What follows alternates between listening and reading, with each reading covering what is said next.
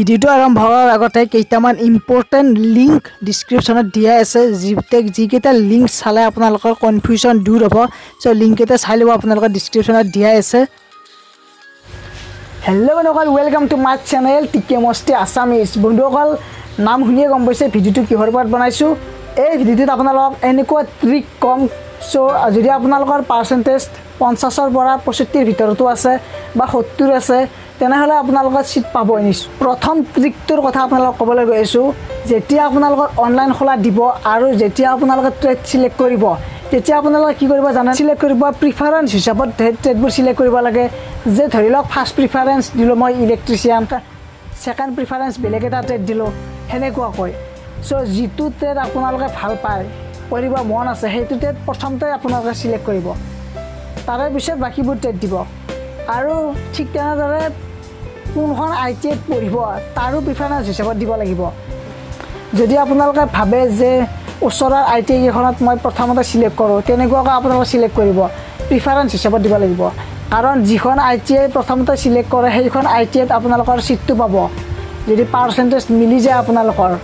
ঠিক চ' ছেকেণ্ড ট্ৰিকটোৰ কথা ক'বলৈ গৈ আছোঁ মই।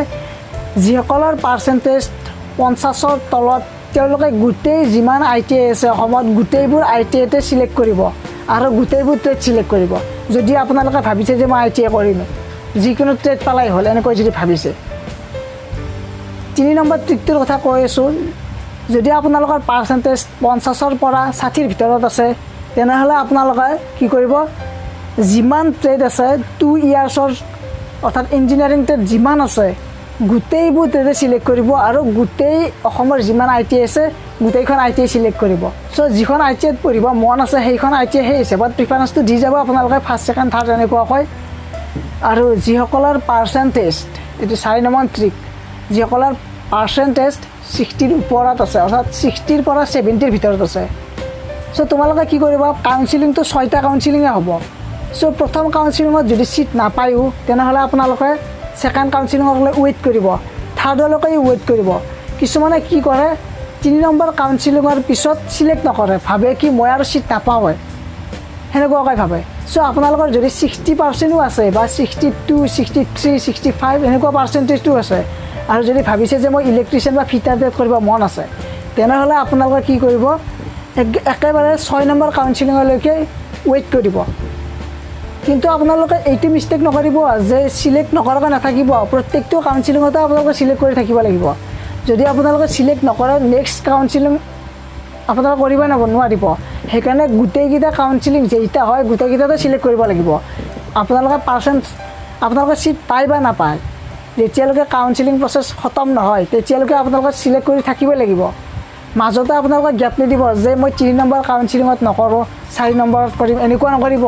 এনেকুৱা কৰিলে কিন্তু আপোনালোকৰ এনেই যাব, 1 বছৰ ৰখিব লাগিব। সেইকাৰণে চ' আপোনালোক নিজৰ বুলি মই জনাইছোঁ, কাৰণ মই যেতিয়া ITI কৰা নাছিলোঁ তেতিয়া মোৰো মনটো এনেকুৱা লাগিছিল, পাম নে নাপাম এনেকুৱা লাগিছিল। সেইকাৰণে মই আপোনালোক নিজৰ বুলি কৈছোঁ। চ' এইবোৰ ভুল নকৰিব। লাষ্ট ট্ৰিকটো কৈ আছোঁ মই আপোনালোকক, যিসকলৰ পাৰ্চেণ্টেজ 70ৰ পৰা 80ৰ ভিতৰত আছে। চ' তোমালোকে কি কৰিব, যিখন ITI ভাল পোৱা সেইখন ITIতে দিবা, কমচে কম 3খন ITIত দিবাই আপোনালোকে। যদি আপোনালোকে ভাবে যে মই য'তে কি নাপাওঁ অসমৰ তাতেই পঢ়িম, তেনেকৈ ভাবিলে কথা নাই, গোটেইকেইখন ITI চিলেক্ট কৰিব পাৰিব। আৰু যদি গুৱাহাটী ITIত পাম বুলি ভাবিছে, তেনেহ'লে এই যদি 75ৰ ওপৰত পাৰ্চেণ্টেজ আছে, তেনেহ'লে অকল গুৱাহাটী ITIতে দিবা। কাৰণ যদি আপোনালোকৰ আকৌ বেলেগ ITIত দি দিয়ে, যদি তাত আপোনালোকে চিট পাই যায়, আপোনালোকৰ মন নাই পঢ়িব, তাত চিট পালে, চ' তেনেকৈ আপোনালোকৰ পঢ়াও ভালদৰে কমপ্লিট নহ'ব, ভাল নাপাব। সেইকাৰণে যদি আপোনালোকৰ ভাল পাৰ্চেণ্টেজ আছে, 80ৰ ওপৰত আছে বা 75ৰ ওপৰত আছে, তেনেহ'লে 2খন বা 3খন ITI চিলেক্ট কৰিব। তেতিয়া আপোনালোকৰ যিটো ইচ্ছা সেই ইচ্ছা অনুসৰি চিলেক্ট কৰা হ'ব। আৰু গুৱাহাটী অ'কে, ওৱান্স মোৰ, যদি আপোনাৰ 60ৰ পৰা 65ৰ ভিতৰত পাৰ্চেণ্টেজ আছে আৰু যদি ভাবিছে যে মই ITI কৰিম, তেনেহ'লে আপোনালোকে গোটেইকেইটা ট্ৰেডতে চিলেক্ট কৰিব। মানে যিকেইটা 2 ইয়াৰ্ছৰ কোৰ্চ আছে সেইকেইটা ট্ৰেড আপোনালোকে চিলেক্ট কৰিব।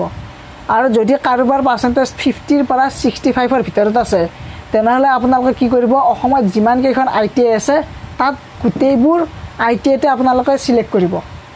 যি আপোনালোকে মন যায়, যিটো ট্ৰেড কৰিব মন আছে কাৰণ গোটেইকেইখন ITI দিলেহে আপোনালোকৰ পোৱাৰ চান্স থাকিব যদি আপোনালোকে ভাবিছে যে মই মোৰ ওচৰৰ ITI এখনতে দিম বা গুৱাহাটী ITI দিম বা নলবাৰী ITI দিম সো কেইখনমান তিনিখনমান ITI যদি দি থৈ দিয়ে সিট পোৱাটো বহুত কঠিন হৈ পৰিব কাৰণ এটা ট্ৰেডত মাত্ৰ 21টা সিট থাকে সো 80% থকা কেণ্ডিডেট হাজাৰ হাজাৰ হৈ যায় মোটামুটি এটা সেম পাৰ্চেন্টেজৰ কেণ্ডিডেটে বহুত হৈ যায় সেইকাৰণে আপোনালোকে গোটেইবোৰ ITI তে দিব দূৰত পৰিলেও কথা নাই আপোনালোকৰ 2 ইয়াৰ্ছৰ কাৰণে হৈ যাব সেইকাৰণে আৰু যিসকলৰ পাৰ্চেন্টেজ 70 ৰ ওপৰত আছে তেওঁলোকে ওচৰৰ ITI কেইখনত দিলেও কথা নাই কাৰণ তেওঁলোকৰ পোৱাৰ সম্ভাৱনা থাকিব ITI সিট আৰু গুৱাহাটী ITI কথা ক'বলৈ গ'লে বিশেষকৈ গুৱাহাটী ITI 75 ৰ ওপৰ পাৰ্চেন্টেজ লাগিব আপোনালোকক যদি আপোনালোকৰ ভাল ট্ৰেড এটা কৰিব বিচাৰে সো বন্ধুসকল ভিডিওটো ইমানেই আছিল কিবা যদি কনফিউজ আছে